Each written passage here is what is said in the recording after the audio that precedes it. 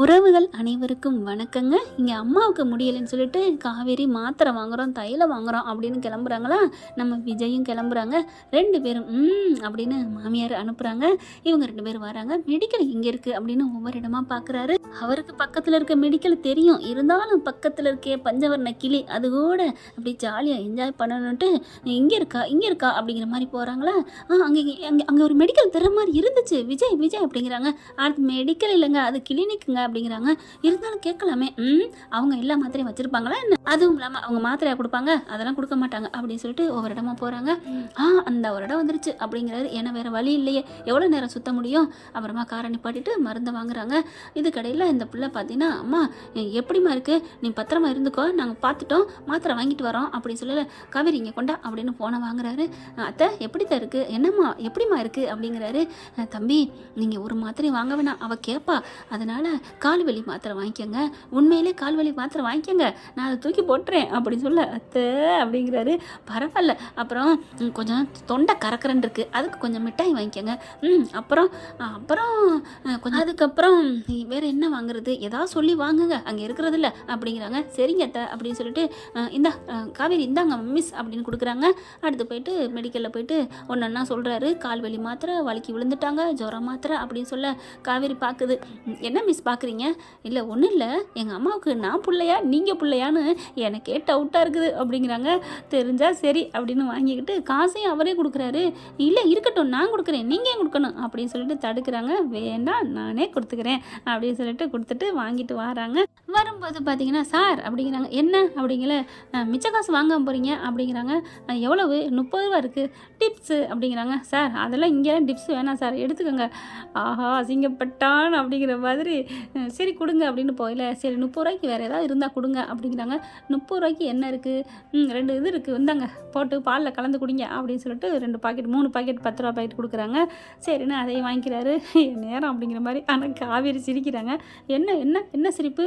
இல்லை எல்லாரும் டிப்ஸு வாங்கிக்குவாங்கன்னு அப்படியே பெருமையாக கொடுக்குறீங்களே, எல்லாருமா வாங்குவாங்க, ஏன் சார் உங்களுக்கு இந்த இது அப்படிங்கிறாங்க. ஏங்க கொடுக்காம போனாலும் டிப்ஸுன்னு கேட்பாங்கங்க, அதுக்காக கொடுத்தேங்க. என்ன மிஸ், கொடுத்தாலும் தப்புங்கிறீங்க, கொடுக்கலைனாலும் தப்புங்கிறீங்க. ஹலோ நான் ஒன்றும் தப்பு சொல்லலை, அவர் தான் சொன்னார்.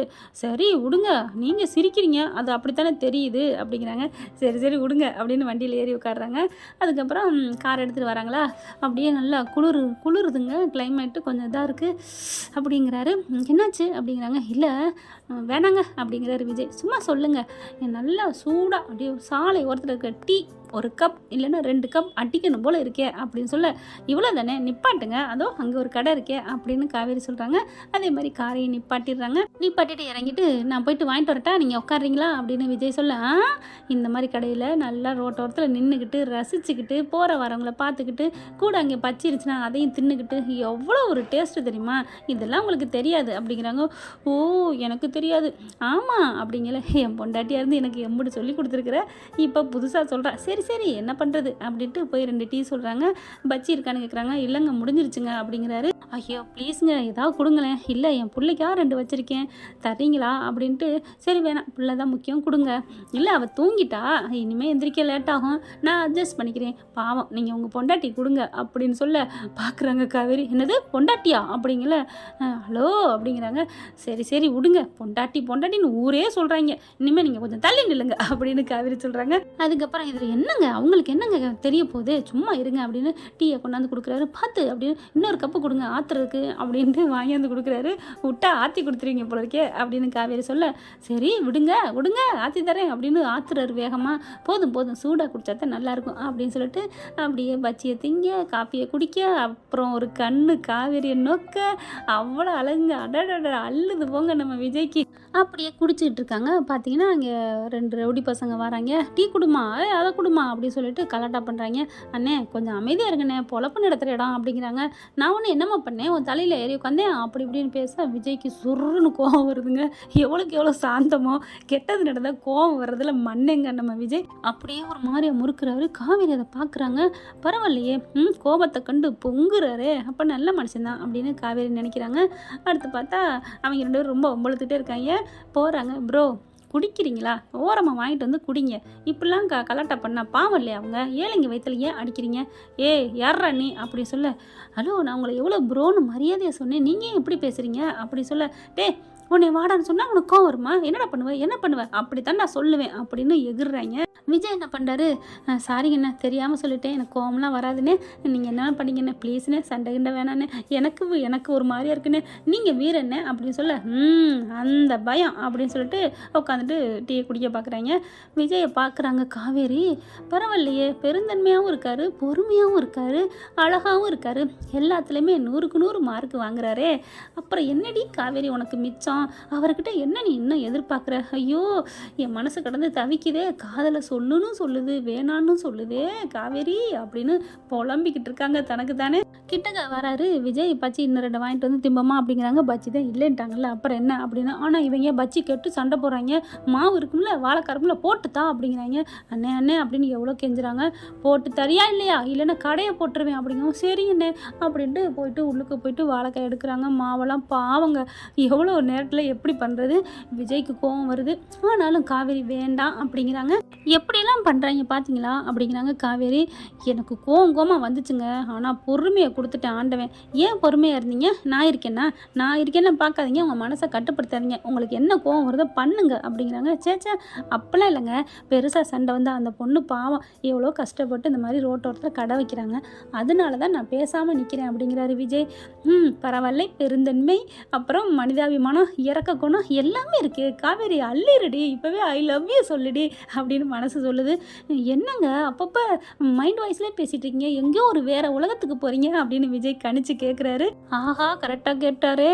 ஒன்றும் இல்லை அப்படிங்கிறாங்க. பேசிகிட்டு இருக்கல அப்படியே அழகாக இங்கிட்ட கொஞ்சம் தள்ளி நின்று ரசித்து குடிக்கிறாரு.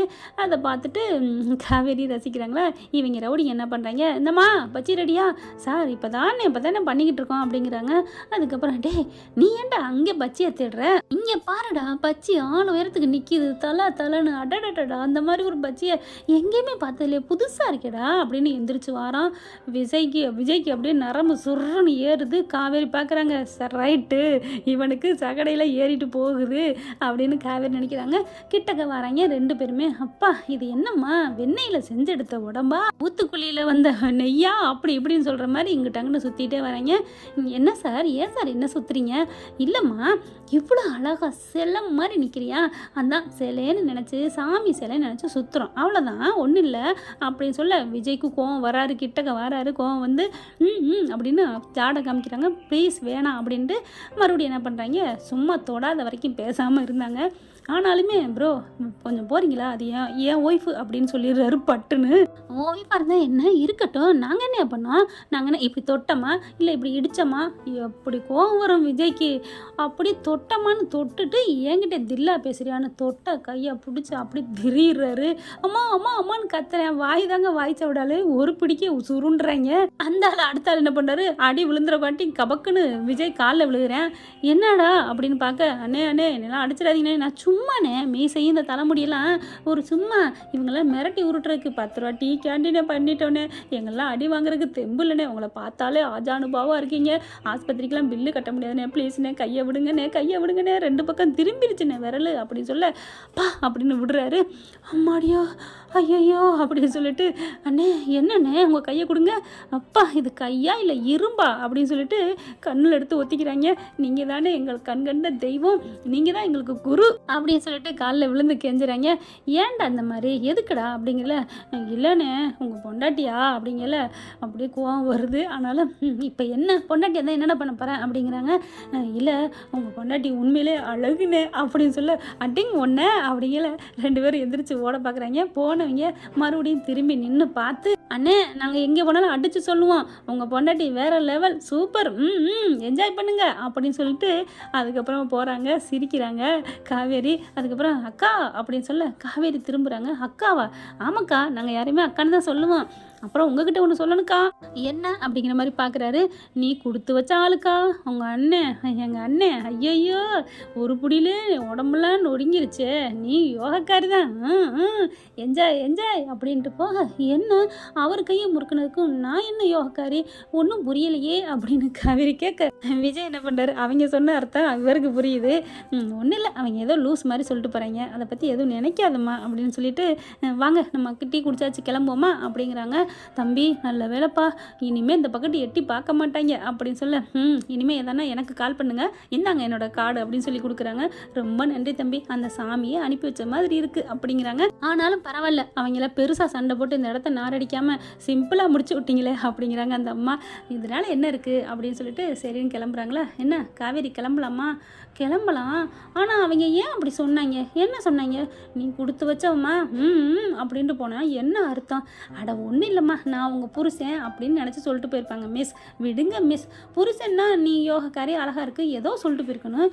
நீ அப்படின்னு போனானே கையை உருப்படியே எனக்கு உடும்பப்படி ஆக்கிட்டாங்க. நீங்கள் அப்போ அப்படின்னா என்ன அப்படிங்கிறாங்க. அம்மா தாயே, உங்களுக்கு இதெல்லாம் புரியாது மிஸ், வாங்க மிஸ், மாத்திரையை கொண்டு போய் அம்மாவை கொடுக்கணும்ல அப்படின்னு சொல்ல, ஓ ஆமாம்ல சுச்சோ, வாங்க வாங்க அப்படின்னு சொல்லிட்டு வண்டிக்கு வேகமாக வர்றாங்க. வண்டிக்கு வந்து ஏற போகிறாங்க. கரெக்டாக அங்கே குளிப்பேசி வருது. குளிப்பேசை பார்த்தோன்னே ஒரு மாதிரி ஆகுது காவேரி. இருங்க இருங்க, வெயிட், இப்போ என்ன ஐஸு வேணும் அவ்வளோதானே, வாங்கி தரேன் அப்படின்னு சொல்லிட்டு அதையும் வாங்கி கொடுக்குறாரு. எப்படிங்க மனசறிஞ்சு நடக்கிறீங்க, உண்மையிலே அவங்க சொன்ன மாதிரி நான் கொடுத்து வச்சவ தான் அப்படின்னு மனசில் நினைக்கிறாங்க. அடுத்து அக்கா அண்ணே பூ வாங்கிக்கங்கண்ணே, அவ்வளோதானே, நேரம் ஆயிடுச்சுனே, முடிஞ்சிச்சுனே, வாங்கிக்கங்கண்ணே அப்படிங்கிறாங்க. சரின்னு சொல்லிட்டு பூவை வாங்குறாங்க. பார்த்தா 80 ரூபா தான் அப்படிங்கிறாங்க பூவு. இவர் 100 ரூபா கொடுக்குறாரு. அதுக்கப்புறம் அக்கா மீதி 20 ரூபா தர்றீங்களா அப்படின்னு கேட்குறாங்க.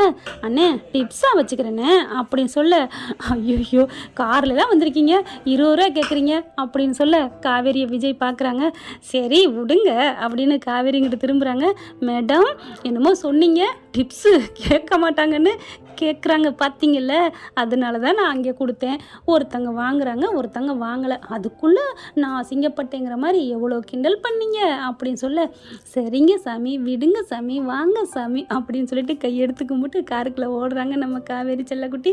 வேகமாக அங்கிட்ட வந்து விஜய் உட்கார்றாரு. இங்கே காவேரியும் வேகமாக அம்மா ஞாபகம் வந்துருச்சுங்க. டக்குன்னு வண்டியில் ஏறுறாங்க. மேலே அப்படியே தலையில் இடிச்சுக்கிறாங்க. அம்மா அப்படின்னு சொல்ல, என்னாச்சு அப்படியே துடிக்கிறாரு. அம்மானு கேட்ட ஒரு வார்த்தைக்கு அப்படியே அம்மா வலிக்குதே அப்படின்னு சொல்லிட்டு உள்ளுக்க உட்காந்துடுறாங்க. அதுக்கப்புறம் இருங்க குனிங்க மிஸ் குனிங்க அப்படின்னு சொல்லிட்டு தன்னோட கையை வச்சு அப்படியே கரன்னு தேய்ச்சி விடுறாரு.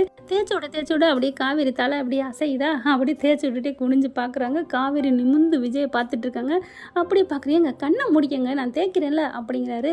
ஒன்றும் இல்லை நீங்கள் எப்படி தேய்க்கிறீங்கன்னு பார்த்தேன்.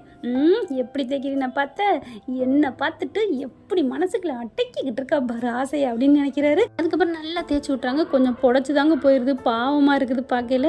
சரி நீங்கள் நல்லா ரெஸ்ட் எடுத்து தூங்குங்க, நம்ம போவோம், இன்னும் ஒரு 20 நிமிஷத்தில் வீட்டுக்கு போயிடலாம், அங்கே போய் உங்களுக்கு தைலம் தேய்ச்சி விட்றேன் அப்படின்னு சொல்லிட்டு வண்டி எடுத்துகிட்டு கிளம்புறாங்க.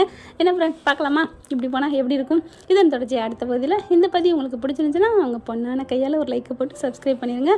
மறக்காமல் ஐ லவ் வீக்கா அப்படின்னு காமெண்ட்ஸில் சொல்லிடுங்க ஃப்ரெண்ட்ஸ். தேங்க்யூ. இந்த வீடியோ உங்களுக்கு பிடிச்சிருந்தா தயவு செய்து லைக் பண்ணுங்க. இன்னும் அப்டேட்ஸ்க்காக சேனலை சப்ஸ்கிரைப் பண்ண மறக்காதீங்க. நம்ம கிட்ட இருக்க எல்லா சேனல்ஸோட லேட்டஸ்ட் வீடியோ அப்டேட்ஸ்க்காக மேல ரைட் சைடுல காட்டுற லிங்கை கிளிக் பண்ணி வாட்ஸ்அப் குரூப்ல ஜாயின் பண்ணுங்க. உங்களிடம் விடைபெறுவது நான் உங்கள் மெஹர்.